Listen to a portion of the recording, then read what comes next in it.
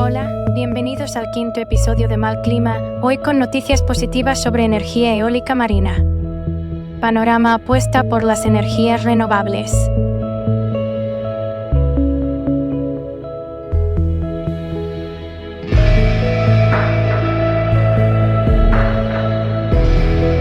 Así que nada más que decirte una cosa, Daniel, que vamos por el quinto programa, ya nada más y nada menos, de cambio climático, que vamos a hacer un resumen en breve de todo lo que hemos hecho y dicho todos estos días atrás, pero que no todo el mundo dedica 60 minutos, nada más y nada menos, cada semana a hablar de ecología, de medio ambiente y de defensa del medio natural. Algo que lo llevamos uno de una forma, otro de otra, en nuestro corazón. Así que tuyas son las riendas de la nave, así que vamos a cambiar el clima, vamos a poner un clima mejor que el que tenemos, cuando quieras. Sí, el debate de la eólica y la eólica marina en particular está de plenísima actualidad. De hecho, hace unos días acaba de salir ya el proyecto de Real Decreto, ¿no?, para regular y ordenar directamente lo que son las subastas, ¿no?, lo que es el sistema ya de concurrencia competitiva de las empresas para que puedan entrar directamente a enganchar directamente el nodo de la red, la electricidad renovable limpia que pueden generar, ¿no?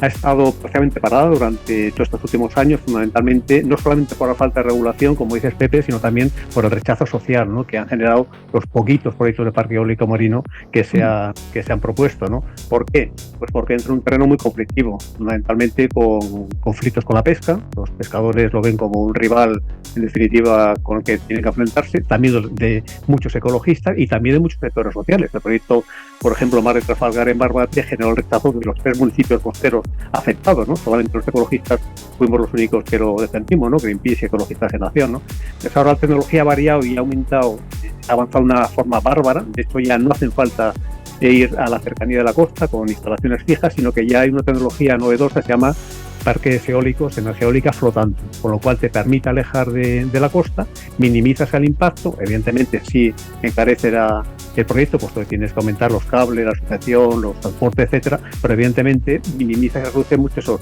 problemas, ¿no? Pero el problema existe fundamentalmente en que hasta ahora, por ejemplo, no había ningún tipo de amparo legal, por así decir, para entrar en este espacio, ¿no? Entonces ahora sí hay ya los planes de ordenación del espacio marítimo, donde dicen, como los semáforos, zona roja donde está absolutamente prohibido por protección de la biodiversidad, por problemas militares, por navegación marítima y tal, zonas donde en principio son aptas para instalar parques eólicos marinos y zonas, digamos el ámbar, donde tendría la evaluación de impacto ambiental que ser muy rigurosa para demostrar que no tiene impacto sobre todo pues en la avifauna, los cetáceos o incluso en los caladeros pesqueros, ¿no? Y estos problemas ambientales y sociales se resuelven la energía eólica marina, en concreto los 3 gigavatios, 3.000 megavatios que plantea el Ministerio, que pueden ser operativos de aquí a final de la década, pueden efectivamente contribuir, como tú dices, Pepe, a la reducción de las emisiones de dióxido de carbono y hacer una electricidad todavía más limpia de la que tenemos en la actualidad. En la actualidad, en un último informe de la Red Eléctrica Española, la mitad de la electricidad que generamos ya es de origen limpio, de origen renovable, sobre todo fotovoltaica y eólica. Si queremos, por ejemplo, potenciar la eólica marina, podríamos llegar a ese 81% que plantea el Plan Nacional Integrado de Energía y Clima como un objetivo a cumplir, por ejemplo, durante estos próximos años, ¿no? Ese es el objetivo a perseguir, pero para ello tiene que haber consenso social, que hasta ahora no lo ha habido, evidentemente una regulación ambiental estricta y luego también unas garantías técnicas y económicas para que esa energía no sea una ruina, evidentemente, ¿no? Si hacemos ese círculo virtuoso, evidentemente la energía eólica marina, los ecologistas pensamos que se puede, por ejemplo, ordenar y regular bien, a diferencia de la eólica terrestre y la fotovoltaica, que por no haber regulación sí ha generado muchísimo y sí ha generado mucho rechazo social, ¿no? Pese a que nosotros dijimos que ese era el talón de Aquiles de la renovable, ¿no?, el que se hacía prácticamente por imposición y sin contar con los intereses locales, ¿no? Bueno, queridos Ezequiel y Daniel, vaya a tener que hacer un poquito más grande la factura de la red eléctrica porque se ha quedado un poco en penumbra las 2 habitaciones, se ha quedado un poco en penumbra. Que es como estamos. Para que entre más luz diurna. Exactamente. Mientras tanto, José Luis Morán, de Viridi, se puede dar por satisfecho porque el otro día tuvimos una explicación, como muchas veces hemos demandado de las empresas, de la administración, de los agentes que ponen en marcha proyectos. Hay que hacer las cosas bien, hay que explicarlas, y porque no había público y hicimos lo que pudimos, pero en un futuro puede que tengamos debates con gente que nos escuche y gente que esté online con nosotros. Pero toda esta historia que explicamos el otro día tiene complementos como por ejemplo la energía eólica marina. Desde un punto de vista empresarial, bienvenido, José Luis, por cierto. Muchas gracias. Estás en tu tertulia, te la has ganado por derecho propio y cuando quieras puedes estar. Hoy estás porque te lo hemos pedido y queremos saber qué punto de vista tienes sobre este tema, energía eólica marina, pros y contras. Muy bien. Bueno, pues muchísimas gracias, Pepe. Es un placer estar aquí con vosotros otra vez, por supuesto.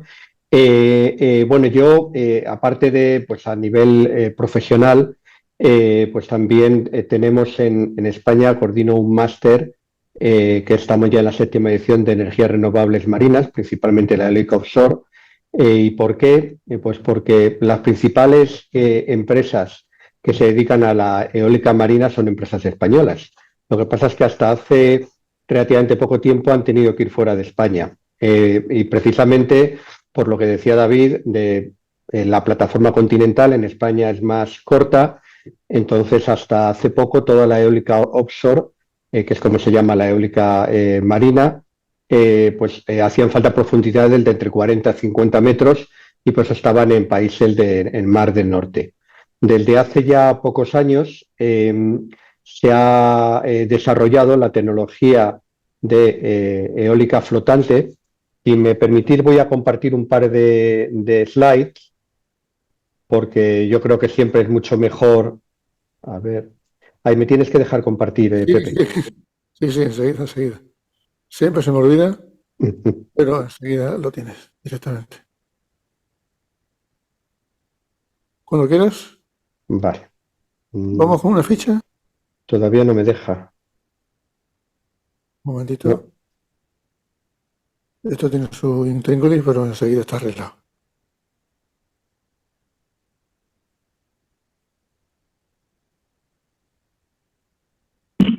Mientras aparece la imagen, continúa hablando, José Luis.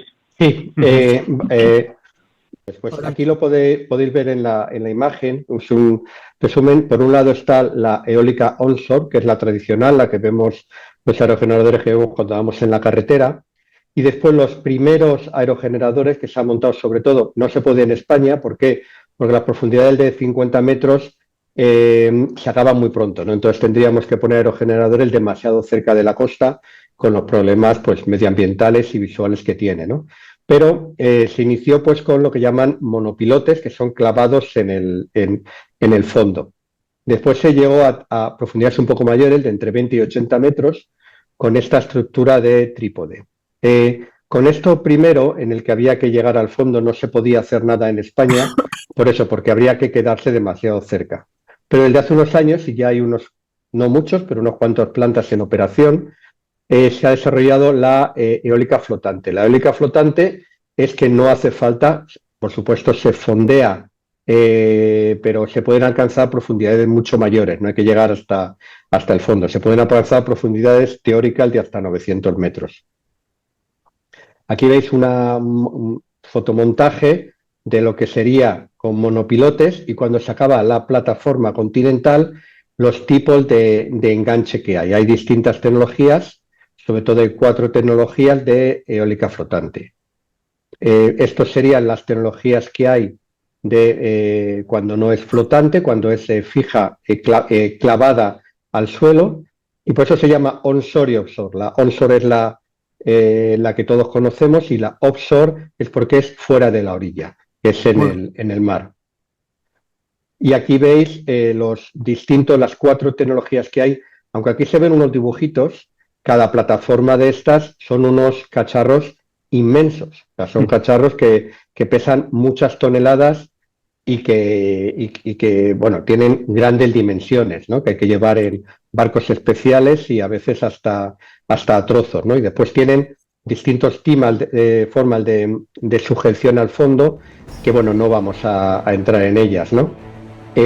Aquí, aunque parece que se están ahora mismo los aerogeneradores más grandes, las turbinas más grandes que hay en eólica onshore, en tierra, está en torno a los 7 megavatios. En offshore ya hay turbinas que llegan a los 15 o 16 megavatios. ¿Qué quiere decir eso? Que el diámetro del rotor, de las aspas estas, el diámetro está en torno a 260 metros. lo cual es pues 3 veces un campo de fútbol, ¿no? Lo que hablaba el del impacto visual, pues para que se vea cuando y para entender también por qué en España pues no se podía poner ha triunfado menos la eólica fija, ¿no? Esto sería un montaje de cómo se vería un aerogenerador a 3 kilómetros, a 4,5, a 6, 7,5, 15 y bueno, ya 22 y 30 ya prácticamente ni se ve. Las plataformas flotantes permiten irnos a distancias de los 19-20 kilómetros de la costa, con lo que el impacto visual pues es prácticamente nulo. Y estas son las zonas de las que hablaba David, donde se puede instalar eólica offshore en España, ¿no? Que es sobre todo las que tienen más potencial, porque todas las zonas del sur tienen bastantes limitaciones por el estrecho, el tráfico de buques, pesca, pero hay sobre todo en la zona de las costas de Cataluña y de las costas gallegas y después las islas Canarias. Aquí veis en la orografía que la plataforma se acaba enseguida, que quiere decir que se alcanzan muy pronto profundidades bastante largas, que es bastante grandes, por lo que es necesario el ir a la tecnología offshore. España es un país líder en economía azul y en energías renovables, y también estamos a la vanguardia en instalaciones de ensayo en condiciones reales con proyección internacional y en el desarrollo de demostradores en tecnologías renovables marinas, así como de soluciones de eólica marina flotante.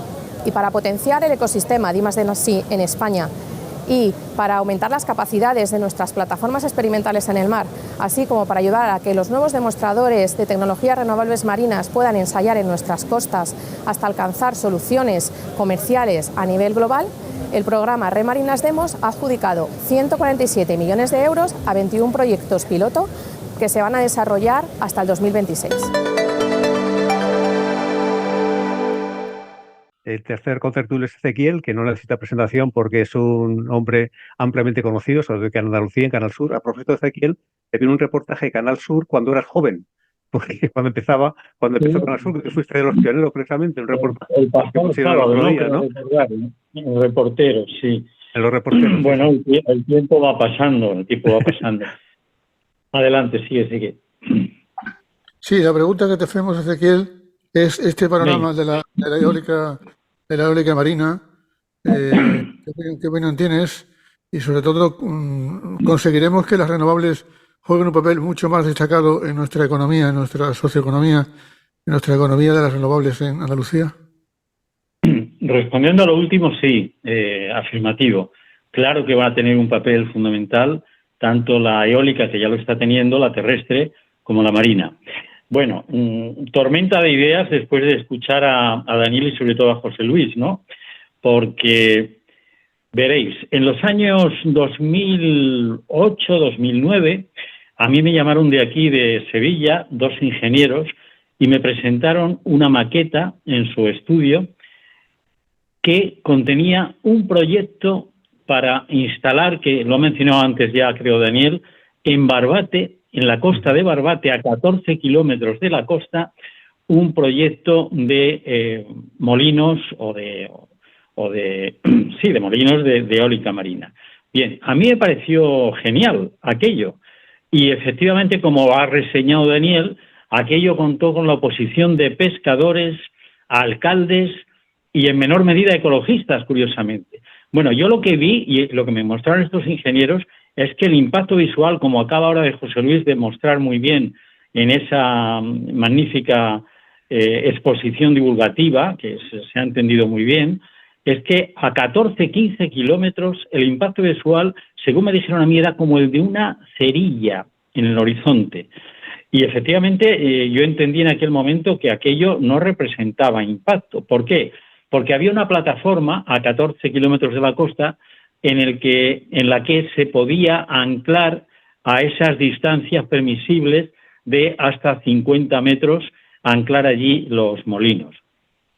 Yo es algo que nunca he entendido, que Andalucía, con 800 y pico kilómetros de costa, ahora habéis señalado que hay unos 5 proyectos en Andalucía, Granada, Málaga y Cádiz, ¿por qué no se lleva a efecto esto donde se pueda llevar?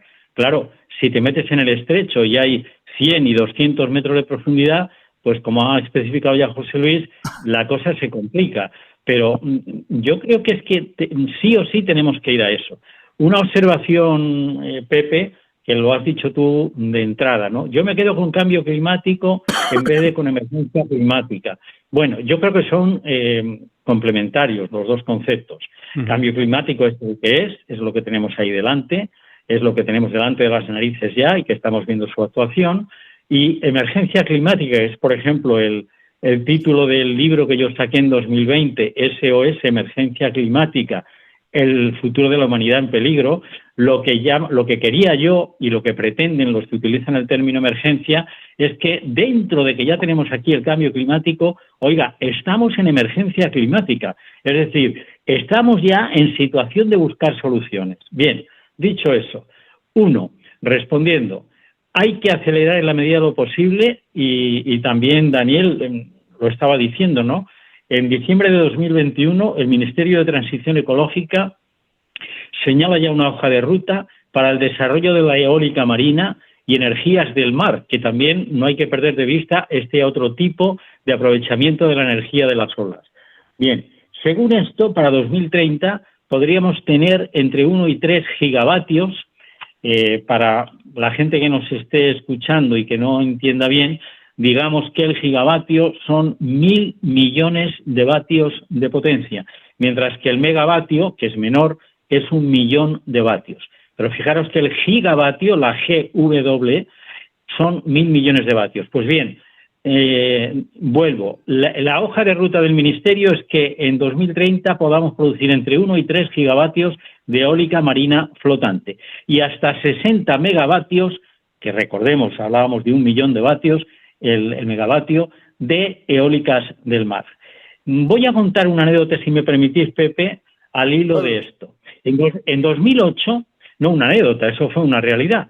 En 2008, precisamente ya en 2007, que yo veía venir todo el tema de la eólica marina, ya observábamos en Tarifa los molinos de viento y en otras zonas de Guadalajara, de Castilla, de Aragón, etcétera, pero sobre todo en el sur, en la parte de Cádiz, donde gozamos del viento de levante, había ya una proliferación de gigantes, en este caso eólicos.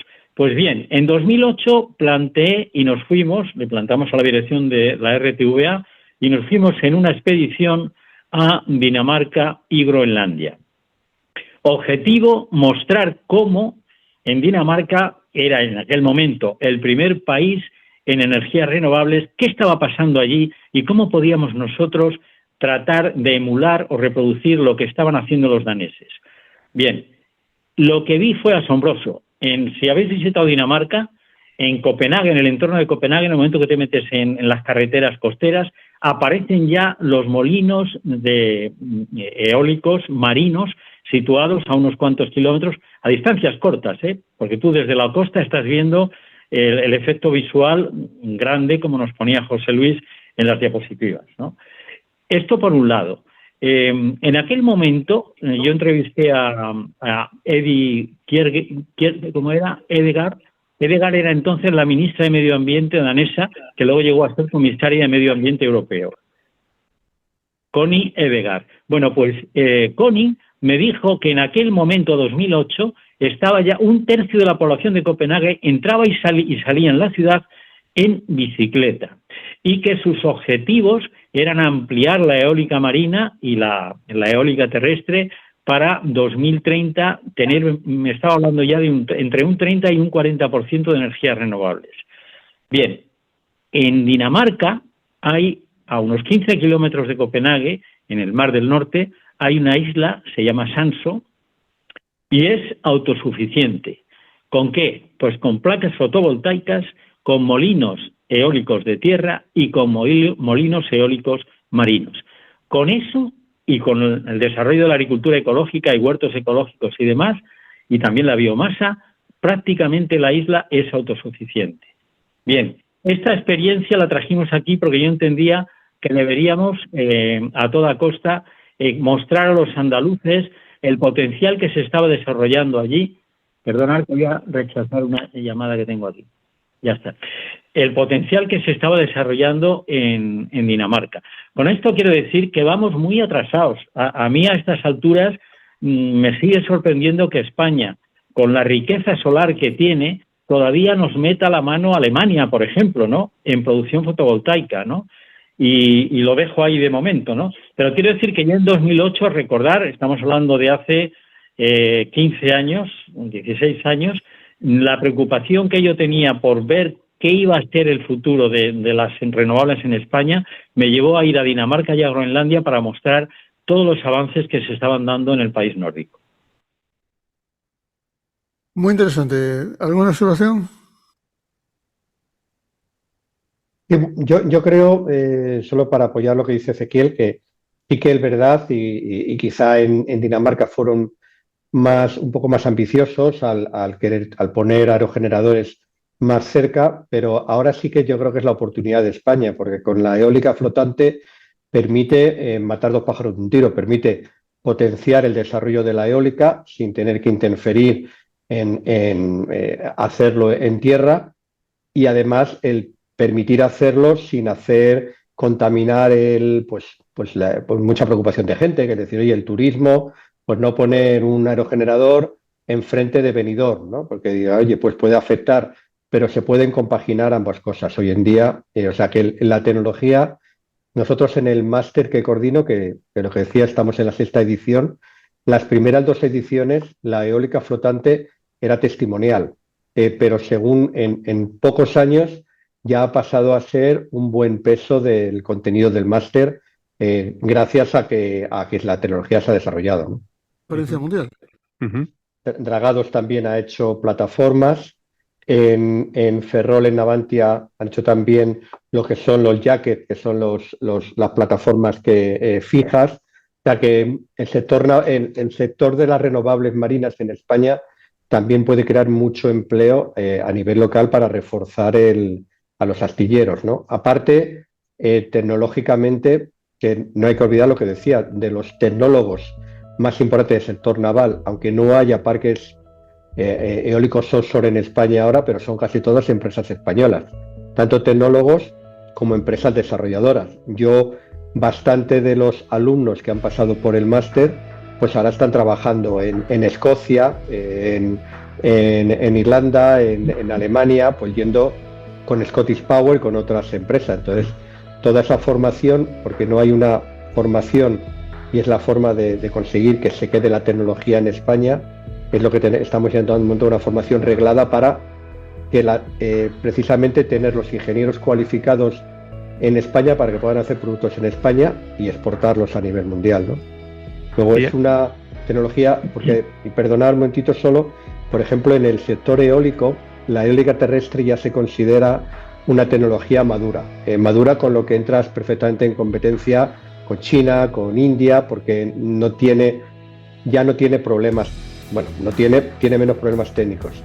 Sin embargo, la eólica offshore es una tecnología muy compleja, donde hay grandes potencias, donde además si hay una avería no se puede arreglar siempre, porque si el estado de la mar es malo, pues hay que esperar a lo mejor 1 o 2 meses para poder ir, con lo que hay que tener, son proyectos mucho más complejos y es una tecnología madura, pero no es un commodity como puede serlo, por lo que nosotros en Europa, en España y Europa, tenemos un gran potencial de desarrollarlo y llevar el liderazgo frente a otros países, ¿no?, que tienen mano de obra más barata. Y otra limitación que tiene la eólica marina, es lo que se llama la interrumpibilidad, ¿no? Es decir, que no es una energía que esté, digamos, operativa cuando nosotros queremos. La electricidad, como sabéis, no se puede almacenar como tal. La energía que tú consumes tiene que ser la que se produce, no puede ser ni más ni menos, ¿no? Si no, evidentemente hay un cortocircuito, ¿no? Entonces, claro, una posibilidad que tiene la energía eólica marina flotante es efectivamente el almacenamiento. Entonces, además de lo que tú planteabas, Ezequiel, por ejemplo, combinarlo con acuicultura, también puede haber proyectos que lo combinen, por ejemplo, con hidrógeno verde. Es decir, la posibilidad de que cuando hay un exceso de producción de electricidad y que prácticamente no hay cabida, porque el nodo no te lo permite, por ejemplo, evacuarlo, tú lo puedes, por ejemplo, utilizar en electrólisis para fabricar hidrógeno verde y tenerlo ahí almacenado para cuando esté disponible, incluso para exportarlo, ¿no? Entonces, esa gestionabilidad, esa complementariedad que tiene la eólica marina, por ejemplo, también sería muy interesante, ¿no? Pero efectivamente el problema es que es una tecnología todavía no madura y que es muy cara, es decirlo de forma clara. Entonces, claro, meterse efectivamente a proyectos de una inversión colosal y además con todavía un horizonte y una esperanza, por ejemplo, de retorno de la inversión bastante dilatada en el tiempo, es complicado, ¿no? Y sobre todo porque todavía el sector, digamos, desde el punto de vista normativo, no está completamente desarrollado. Es decir, el Real Decreto al que nos referimos salió, por ejemplo, el lunes pasado, ¿no? Está todavía en estado de borrador, ¿no? Y luego hace falta también crear las subastas que pongan cuál es el precio mínimo y el precio máximo para el cual, por ejemplo, puede ser competitivo, por ejemplo, siempre con ayudas, por el principio, evidentemente, va a ser más caro que la renovable convencional, pero que este es también el potencial y el poderío que tiene la eólica marina. Primero, ser una energía inmensa, bastante inagotable, y luego la posibilidad de gestionarla y complementarla con otro tipo de vectores energéticos que pueden, por ejemplo, ayudar a madurar o a racionalizar la red eléctrica, ¿no? También, Yo añadiría, y le preguntaría a José Luis, además, que seguro que sabe del tema. Yo he hablado antes además de la eólica marina flotante, de energías del mar. Bueno, energías del mar, ¿qué es esto? Bueno, las energías del mar son aquellas que aprovechan la fuerza motriz del oleaje, de las olas, en el Cantábrico, por ejemplo, en Galicia, en el Atlántico, nosotros también tenemos esa fuerza motriz, y la transforman en energía, ¿no? En energía que se puede acumular en tierra ya. Entonces, esta es otra de las fuentes también limpias, energéticas, que aprovechando la cantidad de costa y de oleaje que tenemos, pues deberíamos de desarrollar. Esto, José Luis, está ya, hay proyectos ya, yo creo que sí, ¿no? Que en algunas zonas de España hay proyectos de este tipo. Sí, lo que pasa es que son todavía proyectos, no voy a decir prototipo, pero o sea, todavía no, la tecnología no está en un grado de madurez mucho menor que la eólica. ¿No? Sí, ahí tenemos de pequeña escala, además. Todavía es pequeña escala, pero ahí tenemos tanto la energía de las olas, que llaman unidemotriz, la energía de las corrientes, que también incluso se está empezando a desarrollar la eólica flotante en lagos, pero por ejemplo en Japón tienen también eólica flotante en el mar, ¿no? Hay que jugar con las olas y eso llegará, pero todavía va un paso por detrás de lo que es la eólica offshore. Que la eólica offshore, otra cosa, aparte de lo que decía David, tiene una ventaja sobre la terrestre, la onshore, porque la densidad del aire en el mar es mayor, porque es más húmedo, con lo que tiene más energía el propio aire, y después también en el mar el aire es mucho más constante, entonces hay mayor capacidad, o sea, hay viento durante más horas que en tierra y en unas direcciones mucho más constantes, que lo que hace también que se pueda extraer más energía en la eólica offshore que en la eólica terrestre. Y el que se tiene una potencial enorme, Ezequiel, es el de las corrientes oceánicas, todo porque en el Estrecho de Gibraltar sabéis que hay dos grandes corrientes oceánicas de agua salada que va por el fondo y evacúa al Océano Atlántico, y para reponerla de agua más ligera del Atlántico que va al Mediterráneo. Si tuviéramos prototipos y dispositivos que aprovecharan también, con dispositivos también de aspas, esa corriente oceánica, la cantidad de electricidad que generaría sería también inmensa, ¿no? Pero todavía no ha habido un proyecto, por ejemplo, que la aprovechen. Tenemos una empresa también en ingeniería, también desarrollado para corrientes de Magallanes, que es española, y que también ha desarrollado la tecnología y está desarrollando proyectos, ¿no? O sea, todavía es comparado con la expansión y la implantación de la eólica marina, es pequeñito, pero está ahí, y además que tenemos en España tecnólogos relevantes en todos los sectores.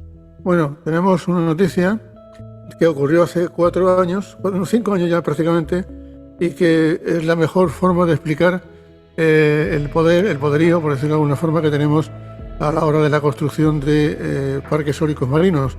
Y fue la plataforma Wikinger, que está en medio del mar.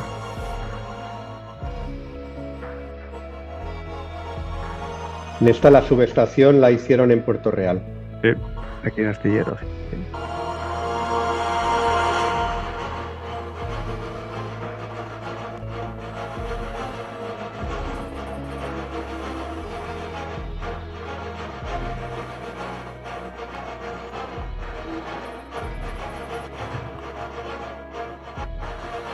Quiero decir que algunos de los profesionales que hicieron este proyecto son profesores del máster de la Escuela de Navales.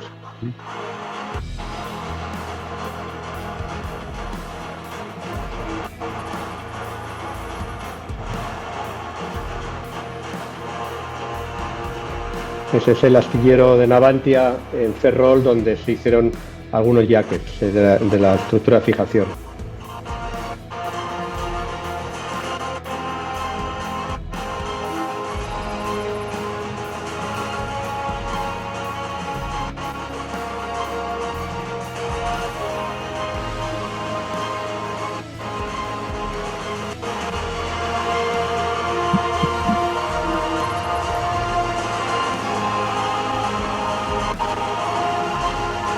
Un esfuerzo enorme a nivel industrial, multidisciplinar, sí. ¿Verdad?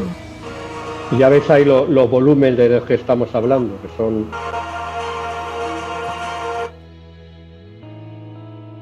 Impresionante. Claro, eso es lo que nos quedaba.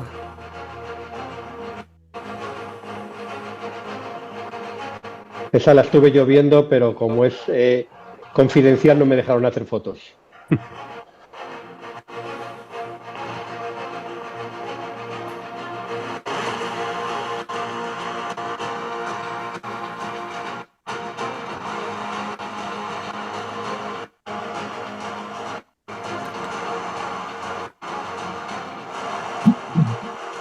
También fuimos corresponsables de la instalación de la red de cables que conecta la central. Es muy importante porque la energía debe llegar a algún sitio. Y esta es la impresionante exhibición de pericia profesional. Y esto es impresionante, 165 metros de diámetro. Son muchos metros, ¿no, Flores? Sí, pero las que hay ahora son mayores, de sí. 260 de diámetro. Y el mayor destino. Impresionante, ¿no? Un monstruo.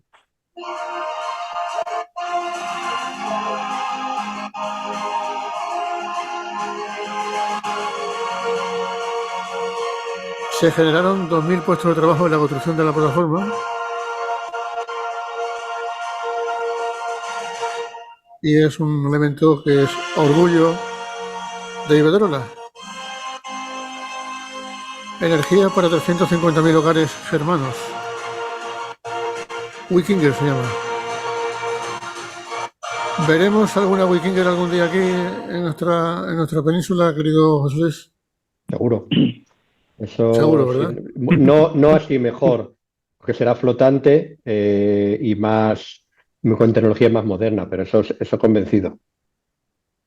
Bueno, ¿y la opinión pública o la opinión publicada? Aquí, ¿a quién hay que convencer antes, Ezequiel? Bueno, yo creo que hay que convencer, ¿no? a las dos, ¿no? Claro.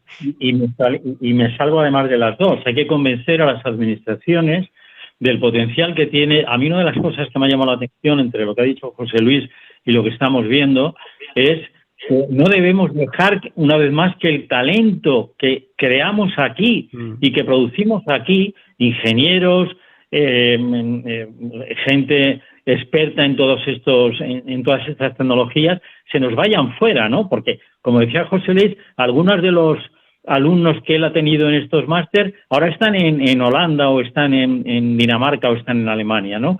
La una es proteger ese talento que tenemos. La otra es que tenemos, afortunadamente, horas de viento y horas de sol para poder fabricar energías renovables. En el caso del sol, ya sabemos, ya habéis hablado otros días, hemos hablado de las energías termosolares, ¿no? Fotovoltaicas, etcétera. Y en el caso que nos ocupa hoy, pues aprovechar el viento para generar mucha energía y, en este caso, proveniente de plataformas marinas. Si somos capaces de hacer esto, además de adelantarnos, que yo creo que estamos ahí, lo decía José Luis, ¿no? Yo no sé en qué orden. China nos está echando la mano ya y nos ha pasado en el hecho de empezar a producir a mansalva molinos terrestres. Bueno, pues yo, por ejemplo, allí en aquella expedición que os he comentado antes en Dinamarca, entrevisté al director general de Vestas. Vestas, como debe saber José Luis, es una de las principales multinacionales a nivel mundial de producción de energía eólica marina, ¿vale? Y terrestre. Y terrestre, efectivamente. Y aquí estamos viendo en el campo de Gibraltar, pues vemos cuando pasamos algunos aerogeneradores que son de Vestas. Bueno, pues yo le entrevisté a aquel señor Y claro, ahí estaban a saco con aquello. Y no entendía cómo aquí en España, estaban metiéndose aquí en España, porque decía, hombre, es que en España tenéis unas condiciones que tenéis que aprovechar, ¿no? Y nosotros como empresa multinacional estamos aprovechando y estamos entrando allí en aquel mercado, ¿no?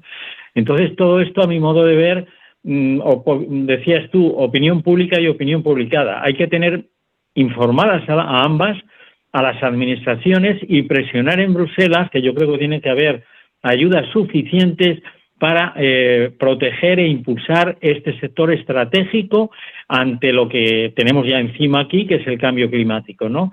Sí o sí, antes de 2050 debemos de renovar totalmente el tema de los combustibles fósiles.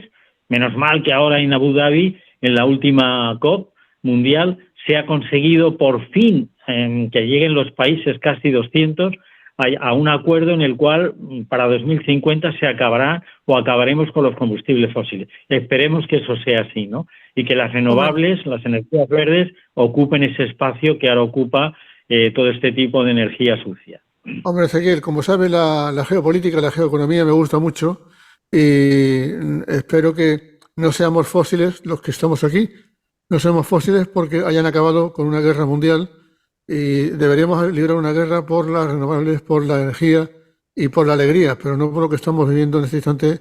Y yo estoy muy inquieto, lo digo como asunto al margen de esta historia, por los comentarios que hay, sobre todo por parte del gobierno alemán, que hay que prepararse, hay que reforzar la industria militar, no lo sé.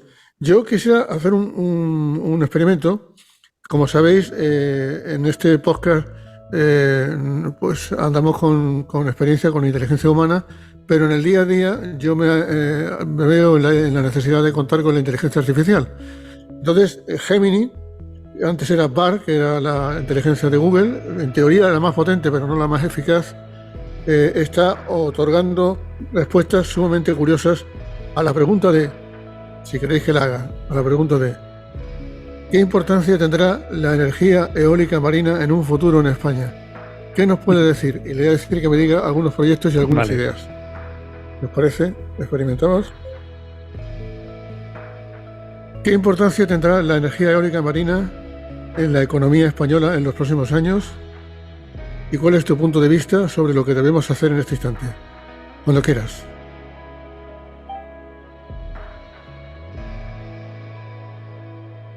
Cinco segundos. 5 segundos es lo que he tardado. Y aquí está.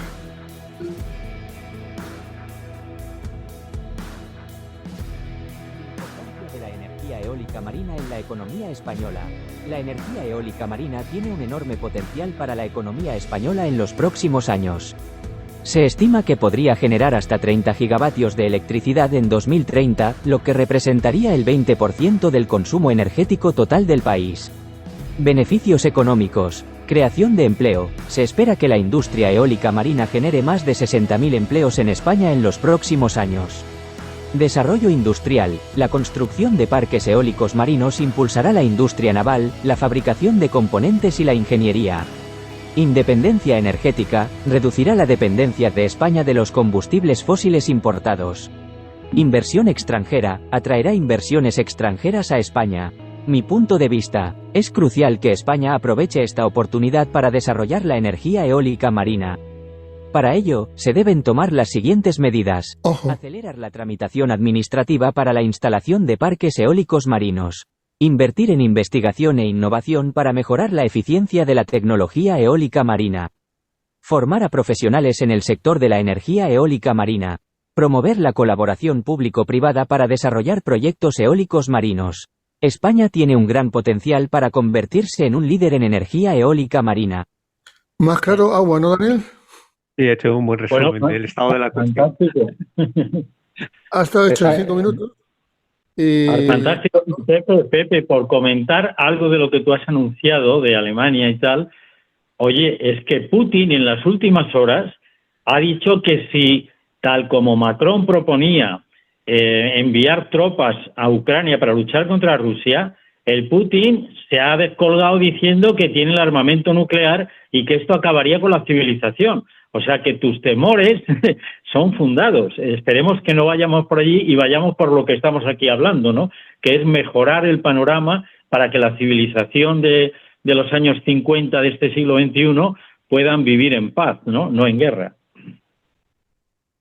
Bueno, nos ha dejado el cuerpo J, que diría el otro, pero hemos de seguir para adelante y hemos de seguir con proyectos y con ideas. ¿Cómo está el patio en Andalucía, José Luis? ¿Qué previsiones hay de energías renovables? ¿Qué sabes que nos puede interesar? Curioso, aparte de lo que tú llevas adelante y de ese máster magnífico.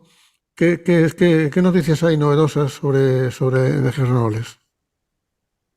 Bueno, aparte de ya no la eólica marina, porque tiene que ser el Real Decreto, hay proyectos que se están desarrollando en la sombra, bueno, la sombra entre comillas, hasta que puedan, bueno, pues ya sabéis que hay bastante actividad en cuanto a proyectos de hidrógeno, de metanol. Sí que hay que decir, que lo dije el otro día, y es que la Junta de Andalucía están gestionándolo muy bien y están apoyando mucho los proyectos. Generaron la figura de la unidad aceleradora de proyectos que lo que dije, que no hace ningún atajo, pero ayudan a agilizar y a trámites administrativos, que muchas veces el gran problema de los proyectos de energías renovables es la burocracia y los trámites administrativos. Ya no, porque bueno, no es un problema el hacer un estudio de impacto ambiental, de avifauna, porque al final eso es hacerlo y si está todo correcto, pues ya está. El problema es a veces cuando hay interferencias o hay retrasos administrativos inexplicables. Y últimamente sí que tengo que decir que la Junta de Andalucía está funcionando muy bien. Siempre hay que mejorar en cosas, obviamente no, pero está funcionando muy bien y yo creo que hay muchos proyectos, sobre todo relacionados con el hidrógeno, metanol, amoníaco, bueno, aparte de los que siguen desarrollando proyectos fotovoltaicos y proyectos eólicos, ¿no? Obviamente. ¿Compartes, Daniel, ese diagnóstico de No, José mi Luis? visión es más pesimista, Pepe, porque es cierto que efectivamente una enorme cantidad de proyectos de renovables en nuestra comunidad, entre otras cosas porque somos afortunados en su aliento, pero la administración, a diferencia de otras administraciones autonómicas, no está ejerciendo su papel planificador. De hecho, por ejemplo, Cataluña acaba de anunciar, por ejemplo, la creación de una empresa pública de energía, se llama Energética, para intentar efectivamente entrar dentro de ese oligopolio enorme que ahora mismo está solamente en grandes empresas eléctricas, las empresas que todos conocemos, ¿no? Endesa, Iberdrola, Naturgy, etcétera. Entonces, romper ese oligopolio es fundamental para conseguir lo que llamamos soberanía energética, es decir, que sean los propios ciudadanos los que sean dueños, sean no solamente consumidores, sino también productores de su propia energía. Entonces, aquí en Andalucía es cierto que están desarrollándose, por ejemplo, iniciativas de comunidades energéticas locales y de comunidades ciudadanas de energía. También el autoconsumo está subiendo bastante, pero es prácticamente David frente a Goliat, ¿no? Es decir, son iniciativas que descentralizan todo el mercado eléctrico y permiten abaratar directamente el recibo de forma directa, lógicamente, pero no existe esa planificación. La misma Agencia Andaluza de la Energía no tiene una estrategia, salvo una estrategia puramente aspiracional de lanzar grandes objetivos, ¿no? Pero ese papel de control, de planificación, de ordenación, por ejemplo, no lo está ejerciendo. Y eso es lo que está provocando, por ejemplo, muchísimos rechazos sociales en los grandes parques fotovoltaicos y parques, sobre todo fotovoltaicos, también eólicos, que se están produciendo solamente al albur de lo que son los intereses de las compañías privadas. Muchas de ellas también en manos de fondos de inversión, ¿no? Con lo cual, evidentemente, no hay ese desglose de discriminar quiénes son los auténticos desarrolladores, es decir, los proyectos empresariales que hay que potenciar, los que son proyectos meramente especulativos que van solamente para utilizarlo como activo financiero. Esa labor de jerarquía y de señalización y tal no lo está ejerciendo la Junta de Andalucía. Yo añadiría, José Luis, y te pediría a ti además, si tú tienes relación, que me imagino, ¿no?, con las consejerías del ramo y tal. A ver, desde el año 18 Andalucía goza de tener una ley de cambio climático, que fue de las primeras comunidades autónomas que la tuvo. Esa ley apenas se está aplicando.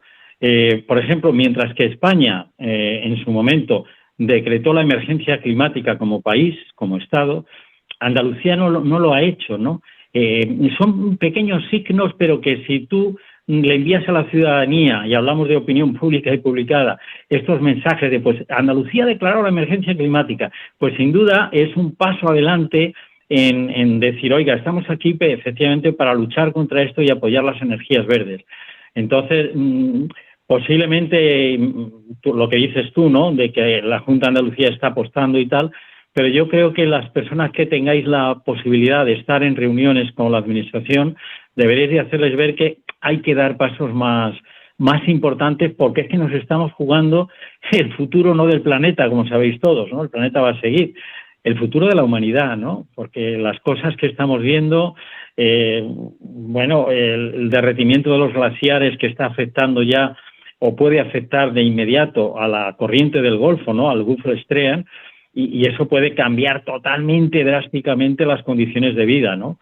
Es decir, que se están haciendo cosas, pero yo creo que a las administraciones las tenemos que jalear y espolear para que hagan más. No te voy a decir que no, Ezequiel. O sea, cuanto más hagan, mejor. Y lo que sí que yo creo que es muy importante la estrategia global, que además sí que es cierto, y estoy totalmente de acuerdo con Daniel también, que hay que ordenarlo y todo, pues, eso es obvio, pero aparte el facilitar después los pequeños pasos, ¿no? Porque a veces a lo mejor hay una estrategia, pero te tropiezas con una zanja y dices, ¿y ahora cómo salto yo esta zanja, no? Entonces, pero vamos, estoy totalmente de acuerdo con vosotros, por supuesto.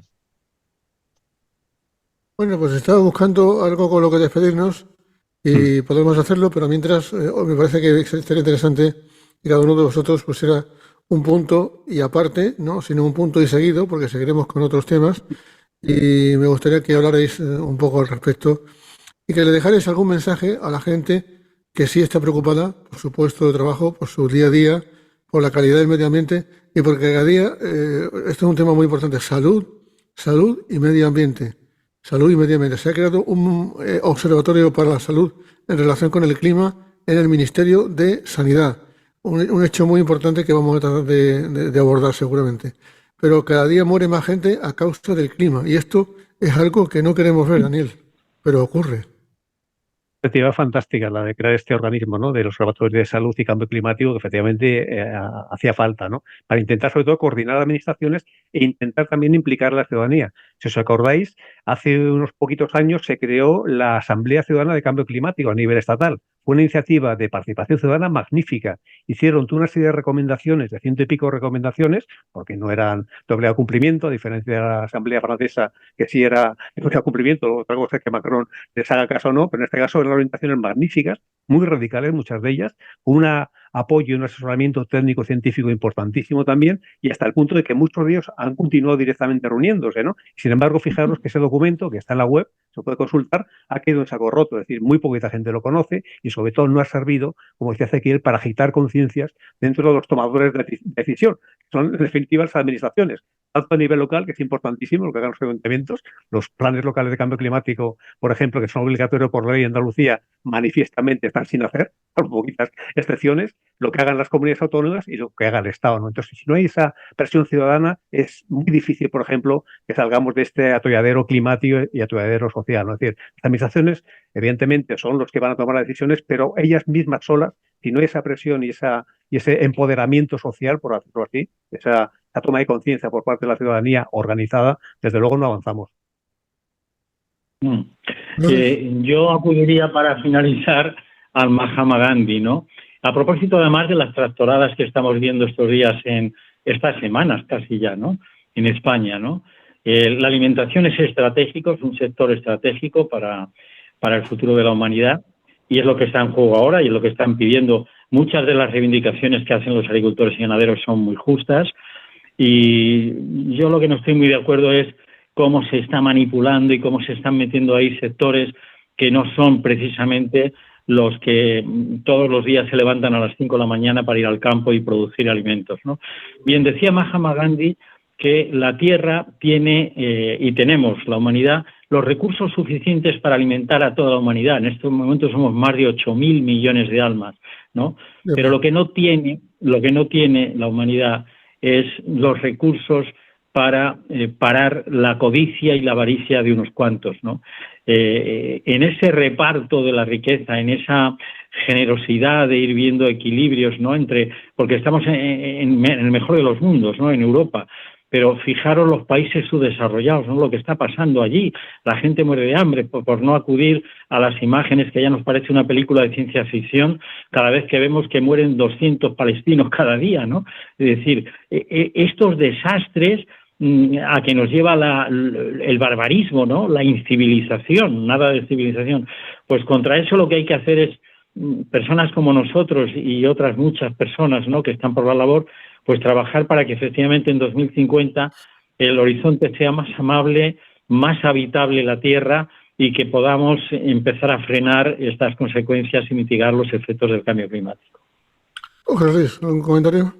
Bueno, yo querría, si me permitís, aunque hable un poco de mi libro, pero yo creo que es una buena oportunidad para gente joven y no tan joven, porque nosotros en el máster tenemos gente que es recién egresada y gente que lleva ya, tiene 15 años de experiencia, y que es una ocasión de, por un lado, fomentar la formación y el desarrollo tecnológico de los ingenieros españoles. Es un máster de un año y en las 6 ediciones que tenemos el empleo es del 100%. Lo digo porque es una forma que puede ser muy bonita, es un trabajo precioso, la eólica offshore y las energías renovables marinas, con un futuro estupendo, y que la formación está ahí para quien quiera cogerlo, ¿no? Quien quiera puede mirarlo en la página web del máster, se llama maerm.es, maerm.es, y ahí está toda la información. Y ya no lo digo por vender el máster, porque lo tenemos siempre lleno, damos solo 23 plazas, pero porque yo creo que es una buena oportunidad para ingenieros que quieran o bien especializarse en esto o reformarse en esta tecnología. Bueno, Daniel, pues toca poner punto final. ¿Alguna reflexión? ¿Próximo tema que tenemos por ahí previsto? El de salud y cambio climático sería muy oportuno, ¿no, Pepe? Ya que está recién creado el observatorio. Pues dicho queda. Acabo de hacer la gestión precisamente para tenerlos el próximo jueves, sería, ¿verdad?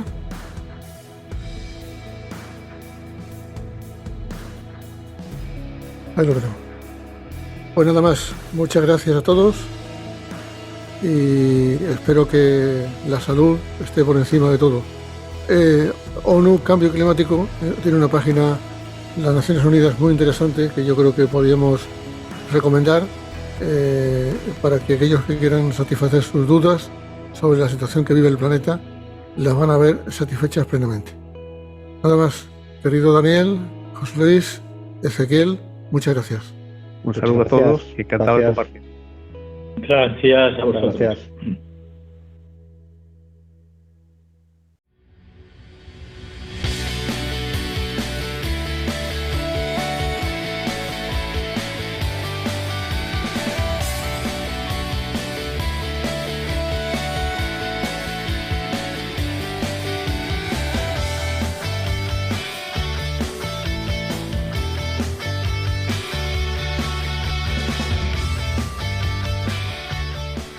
No del planeta.